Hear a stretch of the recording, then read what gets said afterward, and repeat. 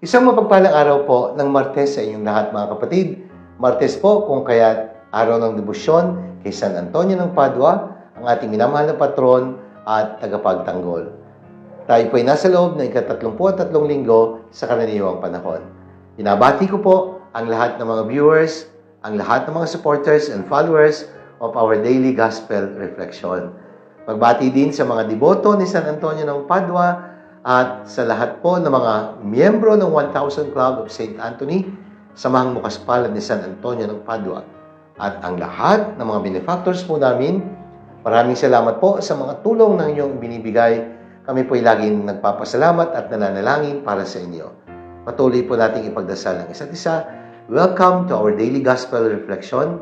Sama-sama nating pagnilayan ang mga salita ng Diyos mula sa Ebanghelyo para sa araw na ito.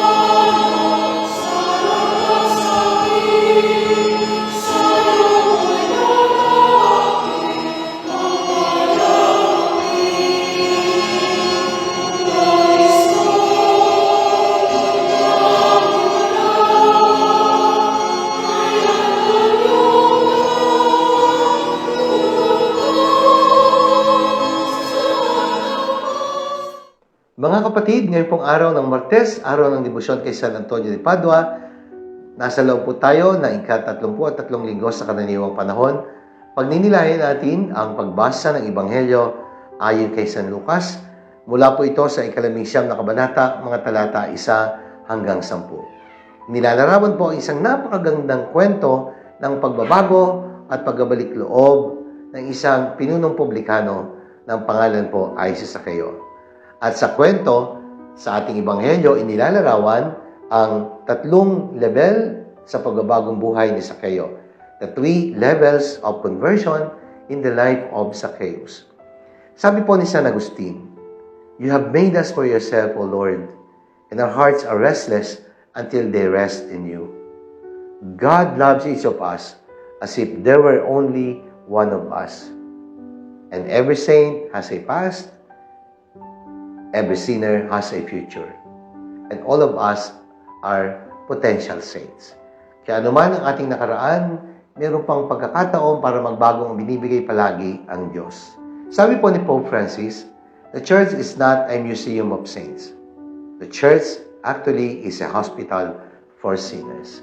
Kaya si Jesus ay naparito para tawagin ang mga makasalanan at hindi ang mga banal. The story of Zacchaeus in today's gospel is a very beautiful story of conversion. At meron pong 3 levels of conversion ayon po sa kwento ng pagbabago ni Zaccheo. The first level is the level of coming down. It is the level of humility. Kaya sabi ng Panginoon, Zaccheo, bumaba ka dyan sa punong yan sapagkat kailangan kong tumuloy ngayon sa bahay mo. I mean to stay at your house today, Zacchaeus. My dear friends, humility is the only way by which we can start to accept Jesus into our homes and into our lives.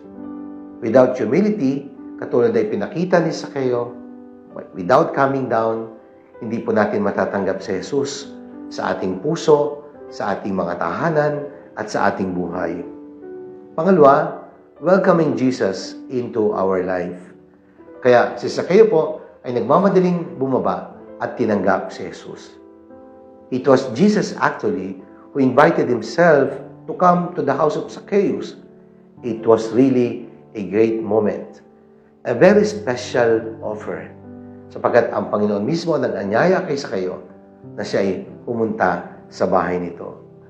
Hindi na niya kailangang imbitahan pa ang Panginoon para pumunta sa kanyang tahanan, sapagkat ang Panginoon na mismo ang nagsabing gusto niyang pumunta sa kanyang bahay.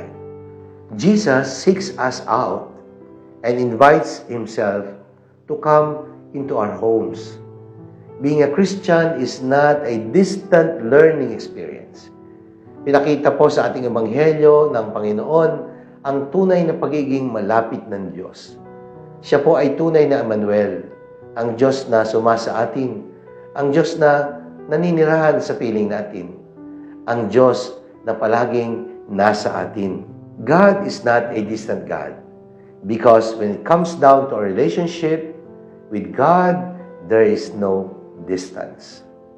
That is why being a follower of Jesus is as personal as the Son of God walking into your home, working. That is why being a follower of Jesus Christ is as personal as the Son of God walking into our homes, into our life, into our choices, into our commitments, into our technology and time. He always makes himself near and present. Pangatlo, leaving the old self behind. That means the act of letting go of the old life and the old self. Because after that experience, Zacchaeus was never the same again. Panginoon, ibibigay ko po ang kalahati ng aking ari-arian sa mga mahirap. At kung ako'y may nadayang sinuman, 4 na ibayo ang isosoli ko sa Kanya. From being self-centered to being other-oriented. From being materially oriented to being God-centered. From being selfish to being a very generous person. Ang daming binago ni Jesus sa buhay ni Zacchaeo. At nagsimula yon dahil sa kababaang loob ni Zacchaeo, dahil sa kanyang kababaang loob, at dahil sa kanyang pag-iwan sa kanyang lumang pagkataong makasalanan. Sabi po ni Alan Redpath, the conversion of a soul is the miracle of a moment, but the making of a saint is a task of a lifetime.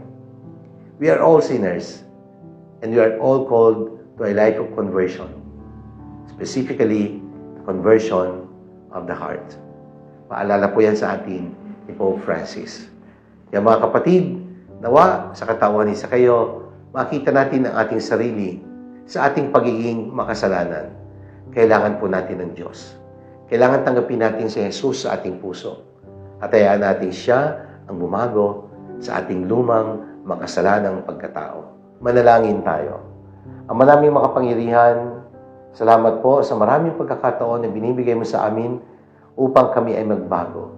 Tulungan mo kaming tularan si Zacchaeo sa pinakita niyang halimbawa. Dahil sa kababaang loob at sa bukas sa pagtanggap sa iyo sa kanyang puso, naging posible ang pagbabago. Amen. Maraming salamat po, mga minamahal kong kapatid. Sana po nagustuhan niyo at nakatulong ang ating pagninilay sa araw na ito. Sakaling nagustuhan niyo at nakatulong ang pagninilay na ito, i-like po ninyo at i-share. Ibahagi natin ang mensahe ng salita ng Diyos sa ating mga mahal sa buhay, mga kakilala at mga kaibigan. Let us fill the world with the message and power of God's words. Mga kapatid, patuloy po ang aking panawagan. Lumalapit po ako sa inyo ng buong kababaang loob upang humingi ng tulong para sa aming proyekto sa darating na Kapaskuhan. Ang pamilyang handog ni San Antonio sa darating na Pasko. Kami po ay mamimigay ng 1,000 bags of grocery items, specifically medianoche packages, para po sa 1,000 mahirap na pamilya na aming pagkakalooban ng tulong. Hindi po ito solusyon sa problema ng kahirapan. Ang nais lang po namin ay magbigay ng kasiyahan sa mga pamilyang sa pagsalubong sa pagdating ng bagong taon ay wala man lamang pagkain sa hapag para pagsaluhan. Ang inyo po yung pagkakaloob ay tunay na makapagbibigay ng pag-asa at ngiti sa mga pamilyang paghahandugan. Tularan po natin si San Antonio sa kanyang pagiging mapagkawang gawa. At sa lahat po ng mga nagbigay na, nagpaabot ng tulong, at sa mga magbibigay pa, maraming salamat po. Mula po sa 76 na pamilya ng kaloob, umabot na po sa halos 300,000 piso ang nalikom para sa proyektong ito. Malaki-laki pa po ang kailangan para mapunuan ang kulang para makalikom ng 1 milyon para sa proyektong ito. Subalit kami po ay naniniwala na andyan po kayo. Ang Diyos ay hindi nagkukulang. At sana ay gamitin kayo ng Diyos sa instrumento upang ang mga pamilyang paghahandugan ay mabigyan ng pag-asa at saya sa panahon ng Kapaskuhan. Maraming salamat po at pagpalain kayo ng makapangyarihan Diyos, Ama, ng Anak, ng Espiritu Santo. Amen.